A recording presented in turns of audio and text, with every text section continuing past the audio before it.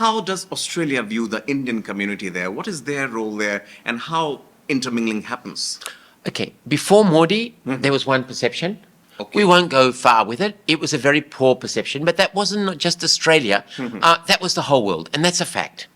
Since Modi, I can tell you, I have not met the Prime Minister, but I know a number of politicians who have, and the one on both sides of politics. Right. Okay. Okay. And the one thing they've said to me is that they met him for a short dialogue. They had a short conversation with him. A few years later, they meet him again, and he remembers everything. So he must have a photographic memory. Prime Minister Modi. Modi. Oh yes, so he goes very well. And we have seen him actually meeting, especially with Australia and the United States. I have seen actually the warmth, the reciprocation is amazing there. But I think now the other thing that's coming after Modi is your foreign minister, the foreign minister of India. S. Jaishankar. Yeah, S. Jaishankar. So there have been some difficult things that were just about to blow up, like the Canadian situation and so many of those. And I must take it to the credit of Jaishankar that he has been very articulate and also explained extremely well to the people that matter in Australia, the politicians that matter today, what is actually it all about, and managed the situation very well. I've never seen this before.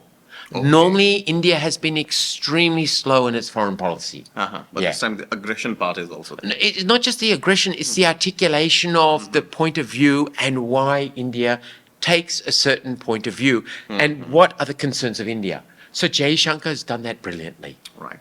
Prime Minister Albanese, Prime Minister Modi, they have shown the camaraderie, the kind of, I would say, friendship, the tag of boss that Prime Minister Modi got from your former Prime Minister, I believe. All this adds dimensions to the India-Australia relationship. Students exchange, immigration, yes, that's also there very much. But what are the areas where India and Australia can actually work together? What is one aspect that all of them are working together in? But other than defense mechanism, what is it that is common? What is it that can be bolstered and strengthened? Well, to be very frank, the Indian community is the largest, probably one of the largest and fastest growing communities in Australia, and they're all highly skilled. Okay. So now every established politician from any party has been to some sort of cultural program of the Indian community. But of course, when we talk about India, they could be going to a cultural program put on by, say, the Malayalam, the Kerala community, or could be the Haryanvi, or could be the Rajasthani, or could be the Punjabi, and they're all completely different. So, and at these programs, you're getting 2, 3, 4, 5,000 people yes, from those places, communities, communities attending. So it's so rich with the dancing and the colours and it's so vibrant.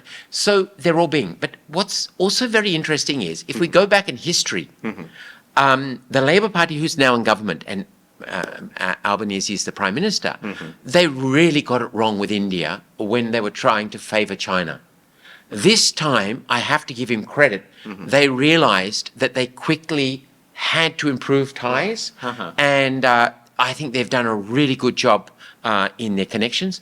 The free trade agreement is a start, but now there are just so many young, well-placed Indians in Australia that trade is happening on so many levels. Okay. And I believe we're even opening universities in India now in Gujarat. Which is an interesting one. I've never thought of that one, but that's happening now.